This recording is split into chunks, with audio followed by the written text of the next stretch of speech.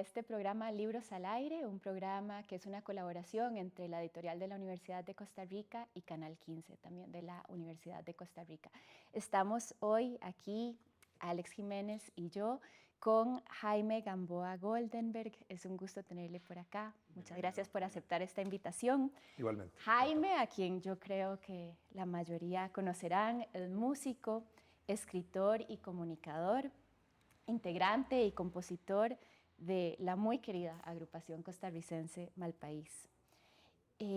Además, es escritor, ha publicado bastantes libros, muchos en el área de la literatura infantil, pero también de divulgación científica. Y hoy estaremos hablando con él sobre este libro llamado Meridiano del Olvido, que es un libro infantil, pero yo diría que para... Juvenil para arriba, Ajá, a todas las edades. para adulto joven. Y para adultos, pienso también, porque verdaderamente es una delicia de lectura. Yo quería comenzar, Jaime, preguntándole acerca de su oficio. A mí, la verdad, me embelesó este oficio de ser autor de canciones. Verdaderamente como que le despierta a uno la imaginación, ¿qué será eso de escribir canciones? Y me gustaría que empecemos por ahí, por este discurrir suyo entre la música y la palabra. Bueno, muchas gracias. Encantado de estar con ustedes por acá y de hablar de lo que me gusta, que es la literatura y la música. Bueno, yo no sé, yo he especulado mucho. Bueno, yo soy filólogo, esa es mi formación. Entonces, cuando llegué a la escuela de filología, perdón, a la escuela de literatura, porque estudié en la UNA, ahí se trataba mucho el tema, bueno, de la semiótica y de los diferentes lenguajes, ¿verdad? Entonces, el lenguaje de la música, el lenguaje de la literatura, y cómo cada uno tenía sus propias reglas. Yo, que había crecido entre cantautores y entre guitarreros desde chiquillo, yo interpretaba las cosas diferente y tuve algunas conversaciones con mis profesores. Perdón que entre por el lado académico, pero es que me siento en la universidad, ¿verdad? Algunas discusiones con algún profesor sobre el tema de cuáles eran los signos de la canción, cuál es el signo de la canción, ¿verdad? Porque es un signo mixto. No es música ni es literatura. Es el resultado del encuentro de esos dos lenguajes para producir algo que no es el uno ni es el otro. Es una cosa completamente diferente. Incluso yo, se rieron de mí en alguna clase porque yo puse el ejemplo, decía, no es lo mismo decir, ahí viene el sol, que decir, ahí viene el sol. Claro. A poner un ejemplo bitleano en español. Son dos cosas diferentes. Entonces, yo creo que para ir un poco a tu pregunta, la magia de la creación de canciones para mí es que la letra, por lo menos en mi caso, no puedo hablar por otros cantautores, pero por lo menos en mi caso, yo siento que es que la letra y la música nacen juntas, son una sola cosa desde su más absoluto origen. De hecho, incluso cuando uno escribe la letra, va pensando musicalmente. Ya está musicalizado. Está sonando vas ahí. pensando musicalmente. O cuando haces la música, vas de alguna manera prefigurando las palabras. Entonces no sos como tu tío Max, que dice que él le ponía letra para no olvidarse de la música, pero lo que le interesaba era la música. Perdón, pero eso pasa muchas veces, por eso digo que no puedo hablar por otros. Sí. U otras cantautoras, pero sí yo sé además, la práctica más usual en la composición de canciones es, yo necesito hacer una música pegajosa y le pongo una letra cualquiera para que bailemos, ¿verdad? Claro. Pues es lo normal.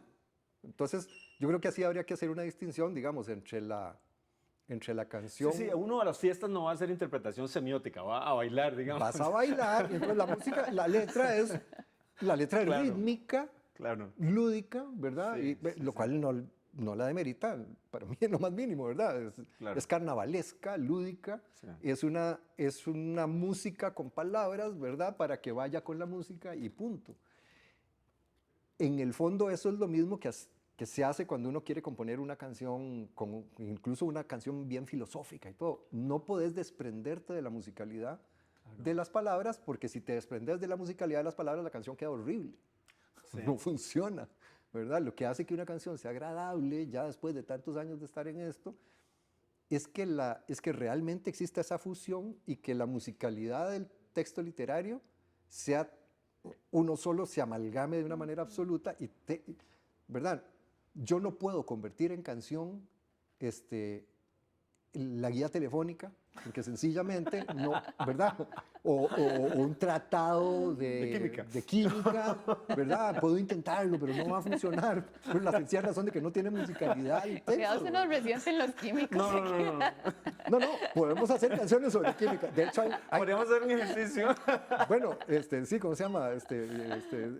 ¿Quién es el que tiene, no es Serrat, sino Sabina tiene uno que se llama Física y Química. Física y Química, sí. Y se ha hecho muchas canciones. De hecho, nosotros chiquillos, con mi hermano Fidel y Héctor, teníamos un trío infantil, componíamos canciones desde muy chiquillos. Y por eso es que a uno, chiquillo, no lo piensa. Ya grande es que yo me puse a tratar de dilucidar cuál es el acto de creación artístico. Pero chiquillo uno no lo piensa. Y alguna canción escribimos chiquillos, que tenía que ver con, estábamos empezando a aprender de álgebra en la escuela, ¿verdad? Entonces lo que veíamos eran los nombres ¿verdad? Del Baldor, ¿verdad? Que sabían los nombres de los matemáticos, ¿verdad? Más de la antigüedad. Entonces hicimos una canción en broma sobre que todas estas cosas de álgebra que nos enseñaban, al final no entendíamos nada, ¿verdad? Pero es una canción sobre la matemática, ¿verdad? En broma. Quedémonos un momento acá, ya seguimos con esto de canciones para aprenderse la matemática. Estamos hoy conversando, Alex Jiménez y yo, con Jaime Gamboa. Ya regresamos.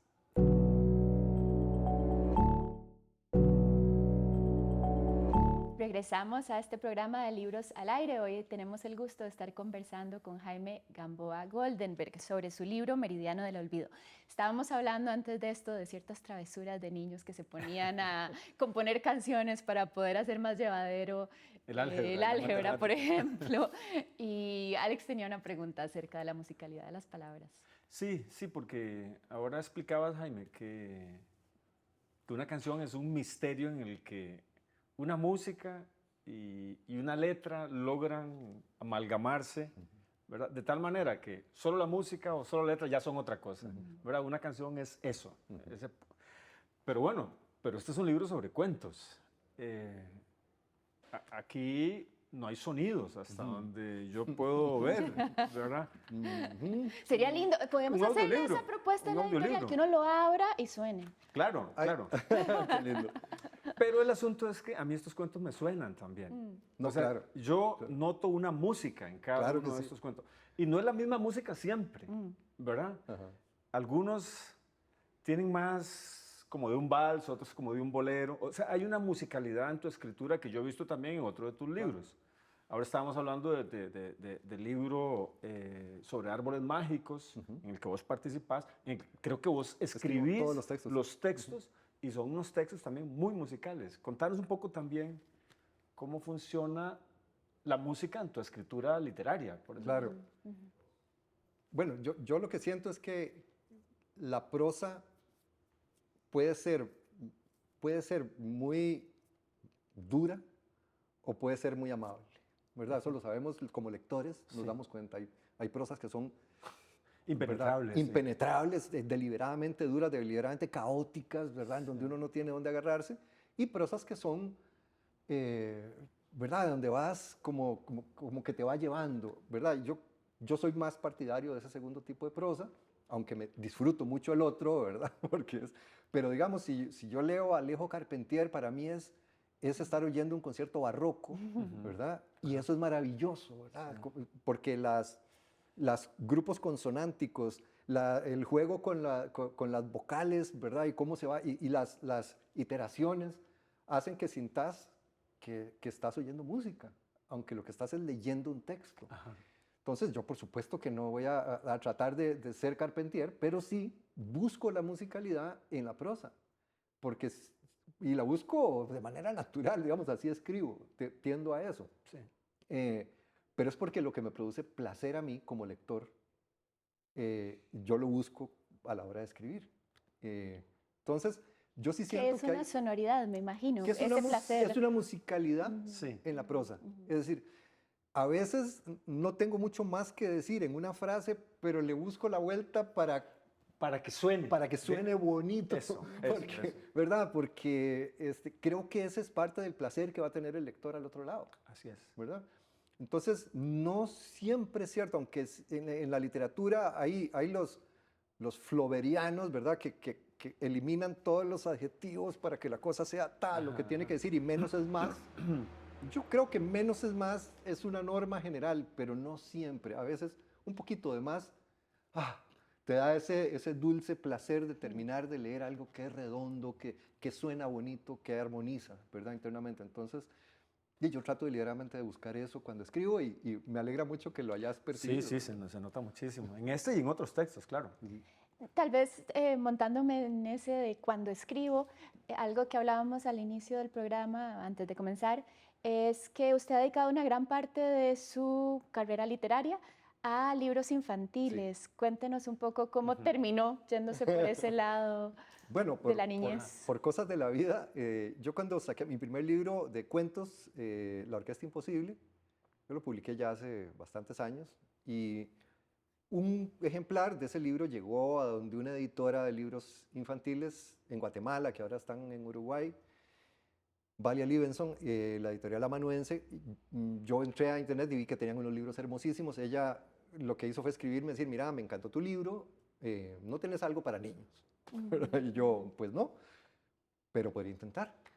¿Qué pasa? No pasa nada, puedo hacer la prueba. Le mandé un primer cuento y de una vez me encanta, te lo quiero publicar. Y yo, bueno, maravilla. Fue una linda sorpresa. Entonces, un año después de haber publicado La Orquesta Imposible, salió mi primer libro infantil y una relación muy linda con esta editorial que ha sido para mí el proyecto más alucinante en que me he metido, escribir libros infantiles, porque yo comencé escribiendo un cuento para ver si me salía algo y resultó que ya luego mandé un segundo cuento, ganó un premio allá en Guatemala, salió publicado y luego mandé un tercero, un cuarto y han sido, creo que ya llevo como 6 con ellos, más otros 2 aquí en Costa Rica, con la editorial La Jirafa y yo, que sacamos 2 cuentos ilustrados por Héctor, mi hermano. Uno que se llama La Pequeña Bichopedia Ilustrada, otro se llama El Trillo de la Luna Llena, que tiene unas ilustraciones hermosísimas de Héctor. Y allá he publicado otros, Alma del Mar, Corazón de Marimba, que fue el que ganó un premio allá. Otro que se llama, bueno, se me olvidan ya los nombres, pero la cosa es que esta editorial es una editorial que se mueve mucho, consigue ilustradores. Hay un ilustrador ecuatoriano, Icaza, que fue el que editó Alma del Mar, que es bellísimo. Wen Su, la fabulosa ilustradora costarricense, ilustró uno que se llama El Cuento Fantasma, que ese es el que más ha circulado por el mundo. Ese libro está traducido al coreano, al japonés, al turco, ¿verdad? Anda al inglés y al francés. En este momento está postulado a los premios Carnegie en el Reino Unido porque las ilustraciones de Wen son fabulosas y el libro, el cuento se ha abierto espacio porque es un cuento sobre la inclusión, tiene que ver con el tema de las personas no videntes. Entonces, un cuento infantil que aborda esa temática, con unas ilustraciones bellísimas de Wen. Entonces resulta que algo que empezó por una casualidad, por alguien que me escribió un correo y me dijo, mira, ¿querés? Y yo dije, bueno, probemos a ver qué pasa. Y se ha convertido en una pasión. Ahora, por estos tiempos, se va a hacer en Guatemala una feria. Vamos para allá con mi hermano con un catálogo de ilustración en donde yo escribí la introducción. Entonces, el tema de la literatura infantil, digamos, ya se ha vuelto una cosa transversal para mí. Está siempre, está presente. Y siempre estoy imaginando historias, me toca mucho ir a leer. ¿No has pensado hacer música para niños? ¿Canciones para niños? Sí, hicimos varias cosas con ese giro, pero fíjate que no hemos terminado de darle forma a un disco. Yo siempre el tema de la música, para mí ha sido muy complejo ponerme a componer. Sí. Ya en los últimos 10 años, pues me he asumido más como compositor completo, ¿verdad? De ¿Pero música y letra. por qué ha sido muy complejo ponerse a componer? Porque durante muchos años yo lo que fui fue letrista. Que no es lo mismo. Claro, digamos. ¿Quién componía? Fidel. Claro, claro. Él me mandaba la música y yo me imaginaba la letra y la escribía. Así nacieron muchas canciones de Malpaís, de la época inicial. O yo escribía una letra como la de Contramarea, que se la mandé en un correo y él le puso la música. Yo lo hice así durante muchos años con él. Él era el músico y yo era el letrista, ¿verdad? Cuando él fallece, yo me meto en un hueco, pero termino tratando de salir del hueco haciendo canciones, ¿verdad? Asumiendo ese rol. Y costó, pero digamos con el tiempo dije, bueno, pues, sí salen, sí puedo, sí puedo lograrlo. Entonces asumir los retos de componer para mí es algo muy complejo. Lo termino haciendo, ahora ya tengo ya sacamos un disco completo con canciones mías, luego ya tengo el material para hacer un segundo disco de Malpaís ya de esta nueva época con canciones mías. Pero meterse a la aventura de hacer otro disco con canciones infantiles sería como, bueno, ok, vamos a escribir una novela, empecemos ya a hacer todo el proyecto, ¿verdad? Es una cosa que requiere mucho esfuerzo. Jaime, quedémonos acá en esta otra dimensión más laboriosa y tal vez difícil de su composición. Pronto regresamos a este último segmento con Jaime.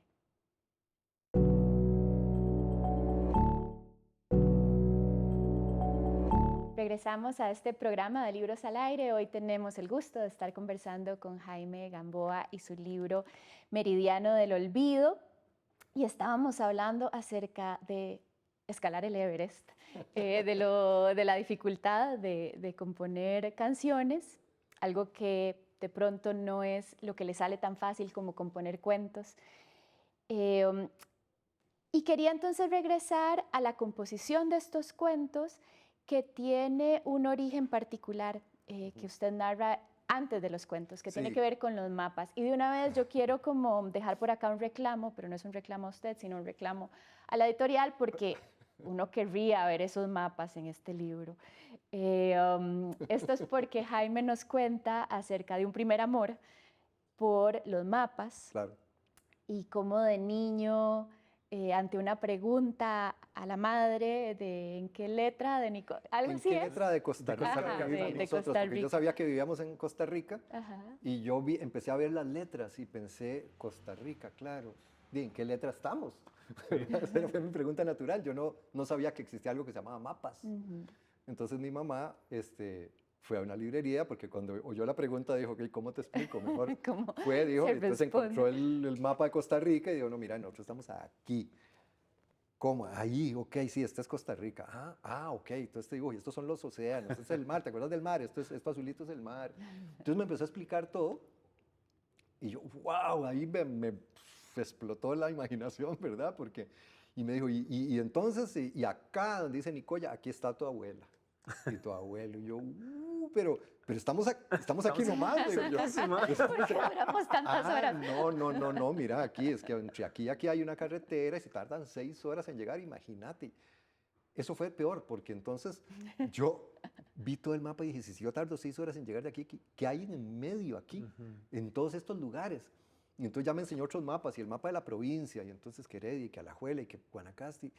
Y cuanto más me metía yo, más veía que, claro, había un montón de puntitos con los pueblos. Y yo, ¿pero qué hay en medio? ¿Verdad? Bueno, hay bosques, hay ríos, ¿Y cómo saben que no hay un pueblo en medio de esta montaña que nadie sabe que existe? Yo, no sé, puede ser que haya ahí algo que no se ha descubierto. Eso me llevó, por ejemplo, en mi primer libro de cuentos, La Orquesta Imposible, hay un cuento que refiere a un poblado guanacasteco que no es ninguno.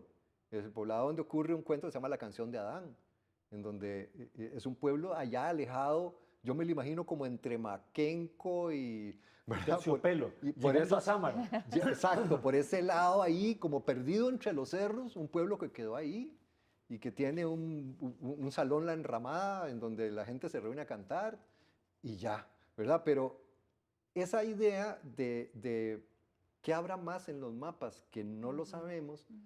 Me llevó entonces a aficionarme, a obsesionarme con los mapas chiquillos. Entonces ya los tíos me regalaban libros de mapas, me regalaron un globo terráqueo que yo me pasaba viendo para un lado y para el otro todo el día. Pero además usted los dibujaba. Y ya luego empecé a calcarlos y de calcarlos pasé a crearlos. Entonces ya luego era, bueno, no, esta es la isla de no sé qué. Fidel se reía de mí, ¿verdad? Me decía, entonces agarraban el mapa que yo estaba dibujando y dibujaba así una pelota, ¿no? Y le ponía Isla de Huevo. Yo, pero me arruinaste el mapa. Y él se divertía mucho con eso y me preguntaba, entonces, ¿y este qué es? Yo, este es un continente perdido. Imagínense lo que me pasó a mí ya grande cuando me encontré los libros de Tolkien con los mapas dibujados por él, de todo. Yo, pero esto era lo que yo hacía chiquillo, ¿verdad? Entonces yo me imaginaba ahí todo lo que sucedía. Fui acumulando mapas de esos lugares inventados que eran de todo tipo, ¿verdad? De islas, penínsulas, ínsulas baratarias, de todo tipo, ¿verdad? Y hasta que, bueno, y ya luego con Fidel en algún momento nos pusimos a intentar escribir historias, ¿verdad? Teníamos las camas a la par cuando éramos chiquillos y entonces ya historias de piratas, historias, ¿verdad? De las lecturas de Julio Verne que hacíamos de chiquillos. Pero un buen día crecimos. Lástima. Un buen día nos hicimos demasiado grandes. Y en una pasada de casa, nosotros nos pasábamos pasando de casa constantemente, alguien, no me acuerdo quién, preguntó, ¿qué es este montón de papeles? Y yo los vi, y yo medio reconocí, medio me acordé que eran mis mapas de chiquillo. Y entre la varaunda de la pasada de casa y jalar 1000 cajas, ¿y esto qué? Porque además ya estaban amarillos, ¿verdad? Estar ahí, pero bote esa carajada, ¿verdad? Entonces ahí se fueron todas mis aventuras imaginarias y lugares inventados de chiquillo. Entonces, en ese momento yo no lo sentí 20 años después cuando dije, híjole, claro. Qué lindo era eso, qué lindo era sentarme frente a ese papel en blanco a inventar un lugar y todo lo que pasaba ahí. Entonces este libro en algún sentido es una recuperación de la infancia. Es eso, claro, por eso te digo, ese libro nace de esa nostalgia profunda, de esa sensación. Entonces yo cuando me senté a escribir ese libro fue, ok, digamos que otra vez tengo 11 años y estoy como la primera vez inventando un lugar. Entonces, ¿cómo sería ese lugar y qué pasó allí? Y así comenzó. Pero ahora el dibujo, en lugar, ¿verdad? Es como si el dibujo se hubiera convertido en narración, claro, en palabras. Claro, porque no soy ilustrador y segundo porque yo siempre al final, primero terminaba dibujando, pero luego terminaba inventando la historia. Y yo creo que lo que más me apasionaba ya después era la historia. Como me pasó con la música, que comencé primero aprendiendo las melodías y ya luego apasionándome por las letras y al final terminé siendo letrista, ¿verdad? Sí. Es lo mismo. Siempre, yo creo que lo que me ha jalado siempre es la letra. Y si te fijas bien, en la pregunta que le hice a mi mamá, lo que estaba era la pasión por las letras. ¿En qué letra de Costa Rica vivimos nosotros? Sí. Yo lo estaba era obsesionado por las letras. Y por los nombres. Claro. Es el último cuento de Meridiano del Olvido, Tren al Olvido, es una especie de desdoblamiento ficcional que haces vos. Claro. Voz de adulto y voz de niño. Y de niño, ahí sentado. Eso es. Sí, claro. Y a mí me conmueve muchísimo algunas de las afirmaciones que hace ese niño que fuiste seguramente al respecto de ciertos nombres, sí, que le parecen extrañísimos. Claro, porque ahí va un tipo con mapas inventados, ¿verdad? Que los mapas inventados son los del libro. Ahí voy yo de grande, escritor, con todos esos lugares. Con todos esos lugares que yo invento en este libro. Tal vez nos queda muy poco tiempo y quería darle el cierre a Jaime en este último minuto y tal vez contando sobre este cuento que le pregunta Alex. Claro, no, pues sencillamente yo de adulto con todos los mapas de este libro, sentado en un tren frente a yo de niño, inquieto por estos lugares que estaban ahí, ¿verdad? Sí, al revés. Voy yo de adulto, esa es la realidad, yo voy de adulto en este tren con mapas reales. Con mapas reales, pero el mundo en el que estoy, el mundo en donde está ese niño, es el mundo del libro. Ese niño va se baja en una de las estaciones de una de las ciudades inventadas por el libro. Sí. Pero él ve los mapas Y cuando los ve dice, pero ¿qué son estos lugares? Este lugar no puede existir. Nicoya, ¿quién le pone así? ¿Quién le pone así a un lugar? Tempisque. Tempisque, eso es ridículo. Y entonces el adulto le pregunta, bueno, pero ¿no crees que ya porque yo los puse en un mapa ya existen? Puede ser, puede ser. Quedémonos con esta pregunta. ¿Será que porque ponemos el nombre en un mapa lo hacemos existir? Hoy hemos estado conversando con Jaime Gamboa Goldenberg, Meridiano del Olvido, se llama su libro. Muchísimas gracias, Jaime, por estar acá con nosotros. Gracias, Jaime, por este rato. Encantado.